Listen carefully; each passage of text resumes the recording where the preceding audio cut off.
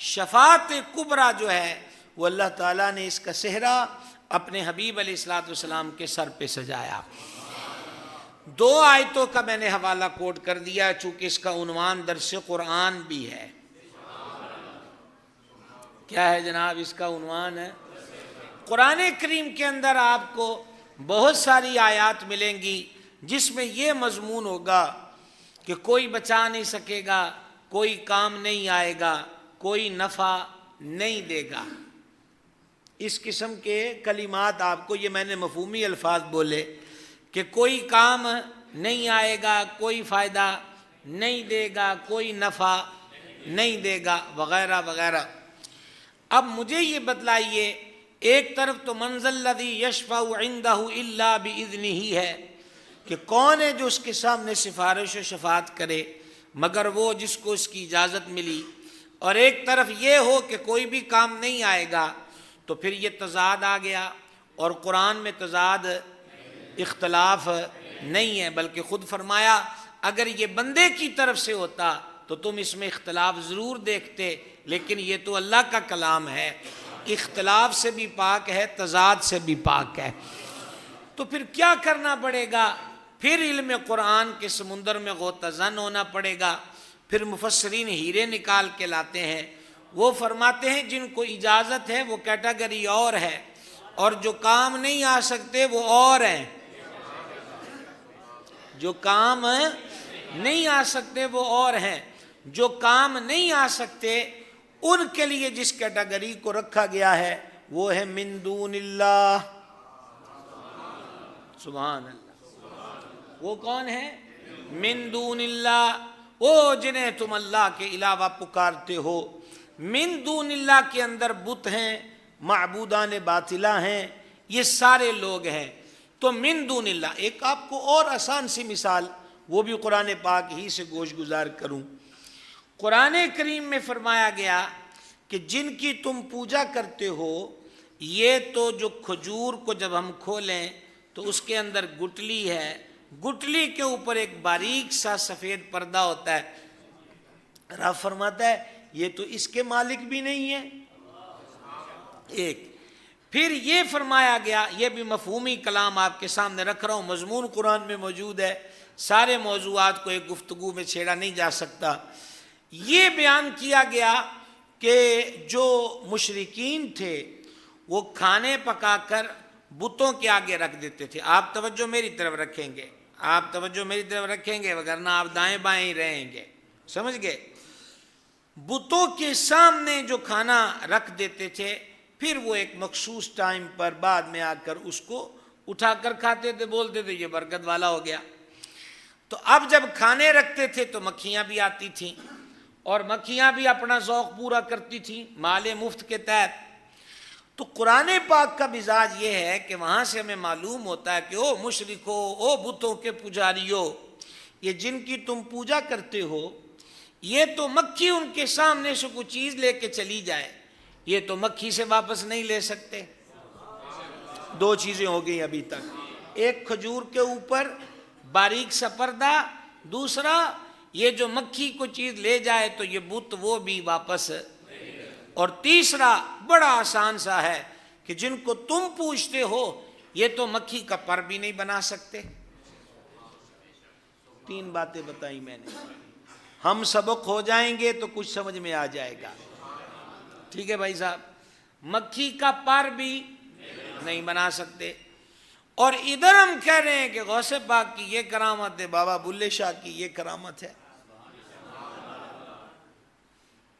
وہاں ہے کہ یہ مکھی کا پر نہیں بنا سکتے، تو کیا کریں بھائی؟ تو پھر جب انہی اوراق مقدسہ کی تلاوت کا شرف پاتے گئے تو پھر ایک اللہ کے نبی کا فرمان آنکھوں کو سکون بخش گیا، دل کو قرار دے گیا، اور وہ رب کے نبی حضرت عیسیٰ روح اللہ علیہ السلام ہیں کہ اللہ تعالیٰ انہی کی بات کو قرآن میں درج فرماتا ہے کہ انہوں نے کہا کہ میں، غور سے سنیے گا دھیان سے، میں گندی ہوئی مٹی سے پرندے کی مورت بناتا ہوں، پھر اس میں مارتا ہوں پھونک تو وہ پرندہ بن کے اڑتی ہے اللہ کے حکم سے۔ انتظار کرتا ہوں، میں پانی پی لیتا ہوں، آپ استخارہ کرو کہ سبحان اللہ کہنا ہے کہ نہیں کہنا ہے۔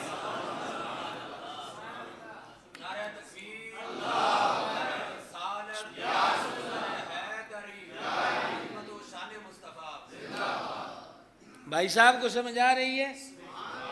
چڑھی ہوئی گڈی چڑھائی رکھی سونے نہیں چلنا، سمجھ آ رہی ہے؟ غور سے سننا۔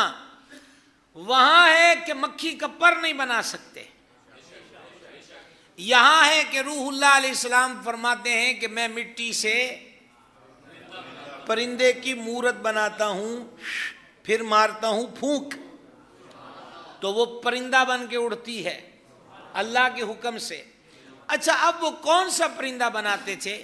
بعض مفسرین کرام نے لکھا کہ وہ چمگادڑ بناتے تھے، چام چڑک جس کو ہم پنجابی میں کہتے ہیں۔ چمگادڑ بنانے میں حکمت کیا ہے؟ پرندوں کے اندر چمگادڑ جو ہے وہ عقلوں کو حیران کر دینے والی ہے۔ وہ کیسے؟ کہ اس کی جو مادہ ہوتی ہے عورتوں کی مثل ان کی چھاتی ہوتی ہے، بڑے غور سے سنیے گا۔ اور دوسرا کہ یہ جو مادہ چمگادڑ ہوتی ہے اس کو عورتوں کی طرح ایام آتے ہیں، غور سے دیکھیے گا، عورتوں کی طرح اس کو ایام آتے ہیں، یعنی عقلوں کو حیران کر دینے والی چیزیں اس چمگادڑ میں موجود ہیں۔ تو فرما پرندہ بھی وہ بنائیں گے جو بڑا اوکھا سا ہے، جس میں اتنی کیٹاگریاں اور خوبیاں ہیں، تو پھر وہ بنا کر کیا کرتے؟ پھونک مارتے، وہ اڑتی۔ اچھا، یہ نہیں ہے کہ وہ صرف مٹی ہی کی صورت میں مٹی رہتی، اصل بنتے گوشت پوست، وہی پر، وہی خون، وہی حص و حرکت، وہی دل، وہی اعضاء، وہی سب کچھ۔ اب ایک طرف تو ہے کہ مکھی کا پر نہیں بنا سکتے، دوسری طرف وہ چڑیاں بنا بنا کے اڑا رہے ہیں، تو کیا ہوا؟ تضاد آ گیا۔ ظاہراً تو یہی نظر آ رہا ہے۔ دونوں میں سے کون سی بات درست ہے؟ جواب ہے دونوں درست ہیں۔ کہا وہ کیسے درست ہو گئی؟ بھائی صاحب، جو پر نہیں بنا سکتے وہ کیٹاگری اور ہے، اور جو پرندے بنا کے بھی اڑا دیں وہ شعبہ اور ہے، وہ من دون اللہ ہیں۔ وہی پتھر کی مورتیاں جن کو تم پوجتے ہو، نہ یہ وہ کھجور کے اوپر باریک سے پردے کے مالک، نہ یہ بتوں کے آگے پڑے پرشاد سے مکھی کو چیز لے جائے تو اس کو واپس لانے کے مالک، اور نہ ہی یہ ایک مکھی کا پر بنا سکیں۔ اور یہاں قرآن بیان کرتا ہے کہ روح اللہ پھونک مارے، مٹی پرندہ بن کے اڑے، مردے کو زندہ کریں۔ کہاں مکھی کا پر، کہاں مردے کو زندہ کرنا؟ یہ قرآن شریف ہے۔ کہاں مکھی کا پر، کہاں مردے کو۔ اور پھر میں شفا دیتا ہوں۔ کن کو شفا دیتے ہیں؟ وہ کوڑیوں کو، مادرزاد اندھوں کو۔ مفسرین نے یہاں تک لکھا کہ ایک تو وہ ہے نا جس کی آنکھ ہے، سفیدی بھی ہے، ڈیلے بھی ہیں، پتلیاں، لیکن ان میں نور نہیں ہے۔ لیکن حضرت روح اللہ علیہ السلام ان کو بھی آنکھیں دیتے کہ جن کے آنکھ کا نشان تو ہے، اندر کچھ بھی نہیں۔ سبحان اللہ، سبحان اللہ الکریم۔ سمجھ گئے بھائی صاحب؟ اسی طریقے سے واپس پلٹ آئیے، جس طرح مکھی کا پر بنانے والی نہیں بنا سکتے، وہ کیٹاگری اور ہے، اور پرندے ہوا میں اڑا دیں وہ اور ہے، ایسے ہی کوئی کام نہیں آئے گا، کوئی نفع نہیں دے گا، کوئی کسی کا حمایتی نہیں ہوگا۔ ایک اور من ذا الذی یشفع عندہ الا باذنہ، کون ہے جو اس کے سامنے سفارش کرے مگر وہ جس کو رب نے اس کا اذن عطا فرمایا ہے۔ بھائی صاحب کو بات کی سمجھ آئی ہے؟ الحمدللہ کہہ کے جواب دیں گے۔ اب ہم ایک قدم آگے بڑھتے ہیں، احادیث شریف کا رخ کرتے ہیں۔ صحیح بخاری میں مشہور حدیث ہے، اس کو خصائص خمسہ کے نام سے یاد کیا جاتا ہے۔ فرمایا جان عالم علیہ الصلوۃ والتسلیم نے، میرے رب تعالیٰ نے مجھ کو 5 چیزیں ایسی عطا فرمائی جو مجھ سے پہلے نبیوں کو عطا نہیں کی۔ پھر اس کے بعد 6 کا ذکر، 7 کا ذکر، پھر اس سے زیادہ کا ذکر۔ اس مقام پر فرمایا ان میں سے ایک چیز یہ ہے کہ اعطیت الشفاعہ، میرے رب نے مجھے شفاعت کا منصب عطا فرمایا۔ اچھا کیا کمال ہے، انا اعطیناک الکوثر، اعطیناک، اعطیناک، اعطیناک، دیں گے نہیں، دے دیا۔ شفاعت ملے گی نہیں، دے دی۔ اب اس کو دیکھیں، اور بعض مفسرین نے تو سورہ کوثر کی تفسیر کرتے ہوئے یہ بھی ان کے مفسرین کے اقوال ہیں کہ اعطیناک الکوثر، کوثر سے مراد بھی مقام شفاعت ہے، اگرچہ اس کے ضمن میں کثیر اقوال ہیں، کیونکہ جب ہے ہی کوثر۔ اعلیٰ حضرت کہتے ہیں انا اعطیناک الکوثر، ساری کثرت پاتے یہ ہیں، ساری کثرت پاتے یہ ہیں، صلی اللہ تعالی علیہ وآلہ وسلم۔ تو بخاری کی حدیث بتا رہی ہے کہ شفاعت ملے گی نہیں، مل چکی، ملے گی نہیں، ملے گی نہیں بلکہ، اور پھر حضور عطا فرما رہے، بانٹ رہے ہیں، بانٹ رہے ہیں۔ اگرچہ آپ اس کو شفاعت کے ساتھ اس لنک کو نہ جوڑیں، لیکن آپ اس کو الگ بھی نہیں کر سکتے۔ کیا وہ مشہور حدیث ہے، ابو بکر جنتی ہے، عمر جنتی ہے، عثمان جنتی ہے، علی جنتی ہے، طلحہ جنتی ہے، زبیر جنتی ہے، عبد الرحمن ابن عوف جنتی ہے، سعد جنتی ہے۔ ایک ہو گیا۔ صحیح مسلم شریف کی پہلی جلد میں دیکھیں، صحیح مسلم شریف کی پہلی جلد، نبی مکرم علیہ الصلوۃ والسلام نے فرمایا میری امت میں اتنے ہزار لوگ ہیں جو بغیر حساب کے جنت میں جائیں گے۔ حضرت عکاشہ یہ وہی ہیں جن کی تلوار ٹوٹ گئی اور حضور نے کھجور کی شاخ پہ ہاتھ پھیر کے دیا تو وہ چمکتی تلوار بن گئی۔ یہ کھڑے ہوئے اور عرض کرنے لگے یا رسول اللہ علیہ السلام، نگاہ فرما دیں، دعا فرما دیں کہ میں بھی ان میں سے ہو جاؤں۔ فرما تو بھی انہی میں سے ہے، تو بھی غور کرتے چلیے، عطا کر دیا تو بٹ رہا ہے، عطا کر دیا تو بٹ رہا ہے۔ اسی طریقہ کے ساتھ سیدنا ربیعہ رضی اللہ تعالیٰ عنہ وہ وضو کے لیے پانی پیش کرتے ہیں، کریم وضو فرماتے ہیں، اور یہ وہ خدمت کئی مرتبہ پا چکے تھے، دریائے کرم موج میں ہے، اور حضور فرماتے سل ربیعہ، اے ہونے تسا مسیتوں باہر جانا ہے تو کیڑی دعا پڑھنی، اللہم انی اسألک من فضلک، آگے کیا ہے، اسألک، اے اللہ میں تجھ سے سوال کرتا ہوں۔ حضور فرماتے سل، مجھ سے سوال کر۔ تو کیا حضور شرک کی تعلیم دے رہے ہیں؟ سمجھیے بھائی صاحب، ہم 6 کتابیں سامنے رکھ کے دھوکہ نہیں دیتے، سمجھا رہی ہے؟ یہاں نکلتے پڑا اسالو کا، اور ہمیں کہا یہ کیا تم کرتے ہو یا رسول اللہ انظر حالنا، ابھی مسجد سے توحیدی بن کے نکلے اور شرک کرنے لگ گئے۔ تو ہم نے کہا بھائی صاحب اللہم انی اسالک، یہ تو اللہ کے دربار میں اسالک ہے، اور حضور فرما رہے سل ربیعہ۔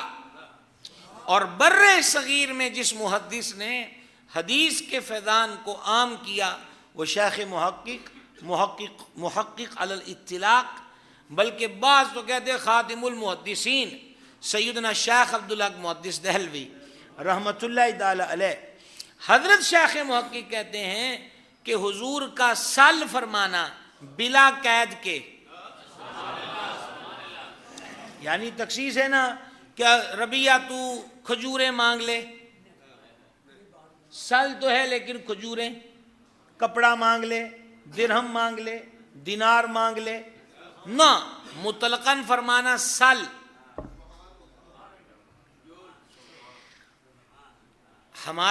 میرے دادا مرشد قطب زمن محدث اعظم ابو الفضل سرکار سیدی و آقائی محمد سردار احمد قادری رضوی محدث اعظم پاکستان قدس سرہ العزیز جلوہ گر تھے.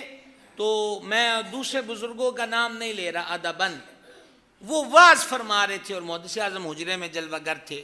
تو انہوں نے یہی حدیث پڑھی تو انہوں نے پڑھ دیا سل ربیہ ما شئتو کا، جو تیرا جی چاہے وہ مانگ. اچھا ما شئتو کا کہ لفظ طبرانی میں ایک اور جگہ پر ملتے ہیں، وہ حدیث بھی الگ ہے، مضمون بھی الگ ہے، یہ حضرت ربیہ والی بات الگ ہے. تو جب وہ بیان کر کے آئے تو سیدی محدث اعظم بڑے ہیں، شفقت بھی فرمائی، ماشاء اللہ بڑا شاندار بیان کیا. اور ساتھ ہی فرما مولانا حدیث میں ما شئتو کا کہ یہاں لفظ نہیں ہے، یہاں صرف سل ربیہ ہے. اور فرمایا جو لطف و دوام سل میں ہے وہ شئتو کا کہ میں نہیں ہے. کیا بات ہے جناب، کیا بات ہے جناب، محدث اعظم ہے نا. اور فرمایا کہ ویسے بھی آپ یہاں یہ لفظ بولیں گے اور غیر آپ سے مطالبہ کریں گے تو پھر نہیں ہوگا، تو ایسا نہیں ہے. تو فرمایا لفظ سل میں کمزوری کیا ہے، ہر شے تو اس میں آ گئی ہے، ہر شے تو اس میں آ گئی. کیا مانگ، کتنا مانگ، کب مانگ، اتنا مانگ، جتنا مانگ، یہ تو ہے ہی نہیں ہے. سل جو ہو سکتا ہے. تو آگے صحابی پاک رضی اللہ تعالیٰ ربیہ ہیں تو وہ یہ تو نہیں کہتے حضور آپ سے بھی سوال جائز ہو گیا. سوال کا کاسا تو صرف در صمدیت پہ رکھنا چاہیے. آپ ہمیں یہ تعلیم دے رہے ہیں کہ ہم آپ کو آپ سے عرض کریں نہ. اب سننا، اگر آپ موجود تھے تو ابھی پتہ چل جاتا ہے، ابھی پتہ چل جاتا ہے. سل ربیہ مانگ، ربیہ کیا مانگ رہا، وہ کہتے اسألوکا. اے جناب ہوں تو دسیا مسیتوں نکل کے تسی کی پڑھنا ہے، وہ تو بھول جاؤ گے. اللہم انی، یہی لفظ صحابی پاک حضور کی چوکھٹ پہ اسألوکا، اسألوکا، اسألوکا مرافقتک فی الجنہ. یا رسول اللہ علیہ السلام میں آپ سے مانگتا ہوں، سوال کرتا ہوں جنت میں آپ کی رفاقت، جنت میں آپ کی رفاقت. تو کریم علیہ السلام نے سن کر کیا فرمایا؟ آپ نے فرمایا سادہ سا جملہ آپ کے لیے مفہوماً سادہ سا بنا کر پیش کر رہا ہوں. فما کچھ اور چاہیے؟ بھائی صاحب یہ برخوردار سے میں کہوں مجھے بیٹا پانی دو، وہ بوتل بھی ان کے سامنے ہو تو پانی تو مجھے یہ نہ دیں اور کہیں کچھ اور چاہیے. آپ کو بھی ہم 5ویں جماعت کے محاوروں والی دنیا میں لے جانے کی کوشش کر رہے ہیں. وہ الگ بات ہے کہ آپ اگر ازہر یونیورسٹی تک ہی جائیں تو میں کیا کر سکتا ہوں. پانی مجھے دے کر پھر کہیں گے کہ اور کچھ چاہیے، پھر بات بنتی ہے. حضور جنت میں آپ کی رفاقت چاہتا ہوں تو کریم فرماتے کچھ اور چاہیے. قصور والو بابا بلے شاہ کی نگری میں بسنے والو، غور کرو غور. کیا لطف ہے اس میں. یہ مفہوم کے جملے بول رہا ہوں، حدیث کے نہیں ہے، مفہوم اور ذوق کے جملے. گویا یہ فرمانا او غیر ذالک، کچھ اور چاہیے.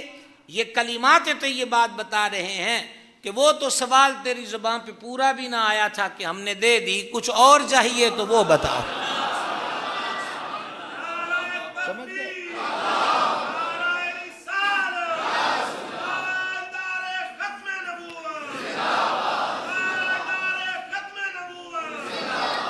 عزیزان گرامی قدر، زندہ باد.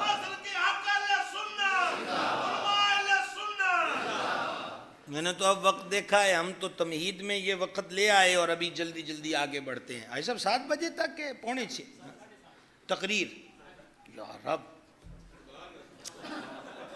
اچھا تو ابھی تک کچھ غور فرمایا آپ حضرات نے؟ بھائی صاحب غور فرمایا آپ نے؟ تو میں یہ عرض کر رہا ہوں کہ کریم نے فرمایا کہ مجھے شفاعت عطا کر دی، رب تعالی نے شفاعت عطا کر دی۔ اب ایک قدم آگے بڑھیں۔ یہ جو حدیث پاک آپ کو سنا رہا ہوں، امام احمد بن حنبل و دیگر اجلہ محدثین کرام نے اس کو نقل کیا، اور میرے آقا و مولا اعلی حضرت عظیم البرکت نے کئی جگہ اس کو درج کیا اپنے فتاوی جات میں۔ اس کی جو پہلی صدری ہے وہ لطف دے حضرات علماء جتنے جلوہ گر ہیں سب کو سبق سنانے کی غرض سے۔ آقا علیہ الصلوۃ والسلام نے ارشاد فرمایا کہ میرے رب تعالیٰ نے مجھ سے میری امت کے بارے میں مشورہ فرمایا۔ موج ہو گئی بھائی۔ بھائی صاحب جو اہل معرفت ہے نا، وہ اس پہلی صدر سے سارا سمجھ جاتے ہیں کہ حضور کو جو تو مشورہ ہونا ہے تو پھر پتہ ہی ہے کہ ہم حج کے دی ہونی ہے۔ ٹھیک ہے، میرے رب تعالیٰ نے مجھ سے میری امت کے بارے میں مشورہ طلب فرمایا مجھ سے۔ کیا حبیب؟ ایک آپشن یہ ہے کہ آدھی امت بغیر حساب کتاب کے جنت میں، اور دوسرا آپشن پیارے یہ ہے کہ شفاعت لے لو۔ جانتے ہو ہم نے کیا لیا؟ صحابہ پاک نے عرض کی اللہ اور اس کا رسول بہتر جانتے ہیں۔ نوجوانوں، یہ بولی بھی بریلی سے گھڑی ہوئی نہیں ہے، اللہ اور اس کا رسول بہتر جانتے ہیں۔ یہ بولی صحابہ کرام کی بولی ہے۔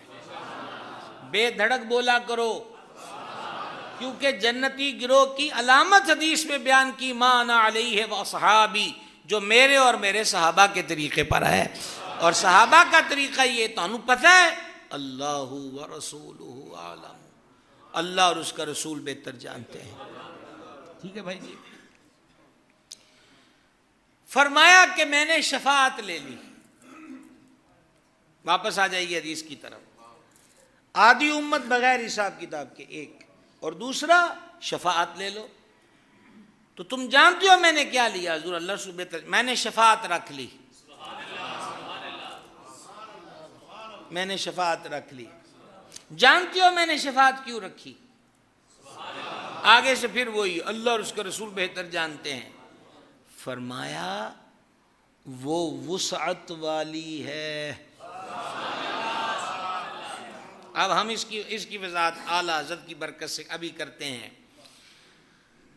اگر یہ چیز ہی لے لی جاتی کہ آدھی امت سے کوئی سوال نہ ہو، اور سوال کی سختی کوئی نہیں سہ سکتا، یہ آپ آج کل کے جو شعراء ہیں پھر ان کے شعر مزے لے لے کر قوال پڑھتے ہیں، قوالوں کے بعد وہاں کا سارا دھندا آ گیا ہمارے اسٹیجوں پر، او حساب ہوئے گا ویخ لواں گے۔ کیسے دیکھ لو گے؟ حدیث میں یہ مضمون ہے، جب قیامت کے دن حساب لیا جا رہا ہوگا اس قدر سخت ہوگا کہ لوگ کہیں گے الہی ہمیں ویسے ہی دوزخ میں ڈال دے، حساب نہ لے۔ سمجھ گئے؟ اور ترمذی شریف کے اندر حدیث پاک ہے، کسی کو، اب دیکھیں فکر آخرت ساتھ چل پڑی ہے، ترمذی شریف میں حدیث پاک ہے کسی کو اس وقت تک قدم اٹھانے کی اجازت نہ دی جائے گی جب تک اس سے 5 سوال نہ پوچھ لیے جائیں۔ پہلا سوال، عمر کیسے گزاری؟ دوسرا، جوانی کن کاموں میں صرف کی؟ تیسرا، مال کہاں سے کمایا؟ چوتھا، مال کہاں پر خرچ کیا؟ پانچواں، اپنے علم پر کہاں تک عمل کیا؟ تب تک قدم ہٹانے کی اجازت نہیں۔ اور وہ یہ نہیں ہے کہ اسی روم میں کھڑے ہوں گے 50,000 سال، سورج سوا نیزے پر زمین مثل تانبا دہکتی ہوگی، ننگے وجود کو ٹخنے، کوئی پنڈلی کو گھٹنے کو رانوں کو پیٹ، کوئی سینے کو حلق کو ٹھوڑی کو منہ کو ناک تک اپنے ہی پسینے میں ڈوبا ہوا ہوگا۔ اس حال میں پوچھا جائے گا، لہذا ان جاہلوں کی باتوں میں آ کر آخرت کی فکر کو مت گوانا۔ یہ جو گمراہ کرنے کی کوشش ہوتی ہو، مولوی ملا تھے احمی ڈراندن، مولویوں کا کوئی ٹھیکہ ہے دوزخ کہ دوزخ سے ڈرائیں گے تو روز ان کا جو اکاؤنٹ ہے اس میں پیسے زیادہ ہو جائیں گے؟ کیسی باتیں کرتے ہیں، کیسی عجیب ہانکتے ہیں۔ اور پھر آپ تو بابا بلے شاہ کی نگری کے وہ پوری دنیا میں لوگوں نے جہاں جہاں اردو اور پنجابی سپیکنگ ہے، ان لوگوں نے طوفان مچایا ہوا ہے کہ کوئی شعر جو رب رسول کے خلاف لکھا ہے اس کو حضرت بابا بلے شاہ کے نام سے جوڑ دیتے ہیں، نتھی کر دیتے ہیں۔ سیدنا عبداللہ شاہ قادری شتاری المعروف بابا بلے شاہ رحمۃ اللہ تعالی علیہ، عالم اور فاضل اور سید زادے، عالم بھی، فاضل بھی، محقق بھی، سید زادہ بھی، گلستان اہل بیت کا مانگتا ہوا پھول، اور بعض اقوال کے مطابق حضرت پیر وارث شاہ علیہ رحمت کے کلاس فیلو۔ وہ الگ بات ہے کہ فنائے مرشد میں ان پر بہت سی کیفیات طاری ہوئیں، اور آپ کے تذکرے میں ملتا ہے کہ آپ وہ جھنگ کے دور دراز علاقوں کے اندر بھی خلوت میں رہے، اللہ تعالیٰ کی یاد میں رہے۔ یہ مختلف کیفیات ہیں، لیکن یہ تو نہیں ہے کہ جو دنیا میں مل گئی بات شریعت کے خلاف اسے بابا بلے شاہ سے جوڑ دیا۔ انشاءاللہ تعالیٰ کبھی قصور میں ہم آپ کو بابا بلے شاہ کا تذکرہ بھی سنائیں گے، کبھی کسی بزم میں سنائیں گے۔ یہ ہمارے ہاں تو بس یہی ہے، معذرت کے ساتھ بابا فرید کی شکر کھا لی، بابا فرید کون ہے، کہاں سے آئے ہیں، کیا کہتے تھے، ہوں میں پتہ ہے تسی نہیں بولنا کیونکہ گل توڑے تے آ گئی ہے، سمجھا گئی ہے۔ داتا صاحب کے مکھانے، داتا آج زردہ کھواؤ جی، داتا صاحب بڑی گل ہے، جلوہ کھلایا ہے۔ داتا صاحب کہاں سے آئے، کون سی کتاب لکھی، کیا فرماتے تھے، ہمیں اتنا پتا ہے کہ داتا صاحب نے کہا جی کہ پہلے پیر مکی شاہ سلام کرنا پھر مجھے کرنا۔ پیر مکی شاہ تو کئی سو سال بعد پیدا ہو رہے ہو، داتا صاحب نے کہاں کہہ دیا کہ پہلے وہاں سلام کرنا ہے۔ یہ تو میں نے ایک ٹی وی پروگرام کے اندر وہ حضور داتا صاحب علیہ رحمت پر تھا، تو وہاں پر میں نے کہا یہاں پر تو لاکھوں لوگ دیکھ رہے ہیں، تو سنو یہ غلط بات منسوب کر دی ہے۔ کشف المحجوب پڑھی ہو تو پتا ہو نا کہ اس کے اندر لکھا کیا ہے۔ ہم لوگ ہیں چوما آنکھوں سے لگایا، سبحان اللہ سبحان اللہ، چل بھائی بار، اس کے سوا کیا ہے؟ اور ہو کیا رہا ہے؟ ہم اسی پر ٹک گئے، جس کا دل چاہتا ہے وہ بھیڑیا شکار کرتا ہے، اور سنیوں کے غول سے اور ریوڑ سے بکریاں اٹھا کے لے جا رہے ہیں۔ شعور پیدا کیجئے۔ اور یہ میں حاجی صاحب کو، ان کے جملہ رفقا کو، کیا بات ہے، درس قرآن رکھ دیا 3 روزہ، زندہ باد، بہت خوب۔ ہمیں قرآن و حدیث کی تو ہماری بنیادی قرآن و حدیث ہے، اس میں کوئی شک شبہ ہے ہی نہیں ہے۔ اچھا تو کہاں سے کہاں ہم پہنچے؟ گزارش آپ کی خدمت یہ کر رہا تھا، یہ کہنا ہے حساب دیکھ لیں گے، کوئی نہیں دیکھو گا۔ ہمیں تو دعا سکھائی گئی، ربنا ولا تحملنا ما لا طاقت لنا بہ، الہی ہم پہ وہ بوجھ نہ ڈالنا جس کے سہنے کی ہم میں طاقت نہیں ہے۔ اور یہ شرعی مسئلہ ہے، عقائد کے چیپٹر سے اس کا تعلق ہے۔ فقہا نے لکھا کہ جو بندہ اللہ تعالیٰ کے عذاب کو ہلکا سمجھے وہ دار اسلام سے خارج ہو جائے گا۔ وجہ، عذاب تو ہوتا ہے سزا کے لیے، اور اگر جس کو سزا دینی ہے عذاب اس کی کیپیسٹی سے کمزور ہوا تو تگڑا کون ہوا؟ جس کو عذاب ہو رہا ہے، تگڑا تو وہ ہوا نا، تو دینے والا کمزور ہوا۔ یہ کفر ہے، اس فرق کو ذہن نشین رکھیے گا، اس فرق کو ذہن نشین رکھیے گا۔ قوالوں کا کیا ہے بھائی صاحب، معذرت کے ساتھ، قوالوں کا کیا ہے، نقیبوں کا کیا ہے، خطیبوں اور نعت خانوں کا کیا ہے؟ وہ 2 گھڑی کا چسکا ہم لوگ آپ کو دیں گے، ہاتھ خود جمائیں گے، اور آپ کی جیبوں سے کچھ ہوا تو وصول کریں گے۔ اپنے باجے تبلے سیدھے کیے، برباد تو آپ ہوئے، وہ تو ڈوبے ہی ہیں۔ کفر کی بات پہ ہاں کہنا بھی کفر ہے۔ خدا را ان چیزوں کو پڑھیے، ان چیزوں پہ غور کیجئے۔ ہماری زبانوں سے دن رات بڑی عجیب باتیں نکلتی ہیں جو کہ سراسر کفر ہوتی ہیں۔ مثال کے طور پہ ایک چھوٹی سی مثال دوں، جوان سالہ کسی کا بچہ فوت ہو گیا، تعزیت کرنے کے لیے گئے، اللہ نے تیرے نال چنگی نہیں کی تھی، یہ جملہ کفریہ ہے، ٹھیک ہے؟ وقت تو پہلے ہی لے گیا، وقت کون رکھتا ہے؟ بتائیں گے مجھے، وقت کون رکھتا ہے؟ اللہ تعالیٰ رکھتا ہے۔ تو پھر جو اس نے وقت رکھا ہے اس سے پہلے لے جانے کا مطلب کیا ہوا؟ غور کریں، یہ جہاں بڑا وسیع ہے، یہ بڑا وسیع ہے. اسی لیے سلطان الفقر نے کہا علم و باج کرے فقیری کافر مرے دیوانہ ہو. فقیری کے لیے بھی علم چاہیے. فقیری کے لیے بھی کیا چاہیے؟ فقیری کے لیے 15 انگوٹھیاں 10 کڑے 2 3 لال کھٹے پیلے رومال نہیں چاہیے. فقیری کے لیے بھی علم چاہیے. ہن تہاڈی سبحان اللہ تو پتہ لگتا ہے کہ تسی کیڑے پاسے دے ہو.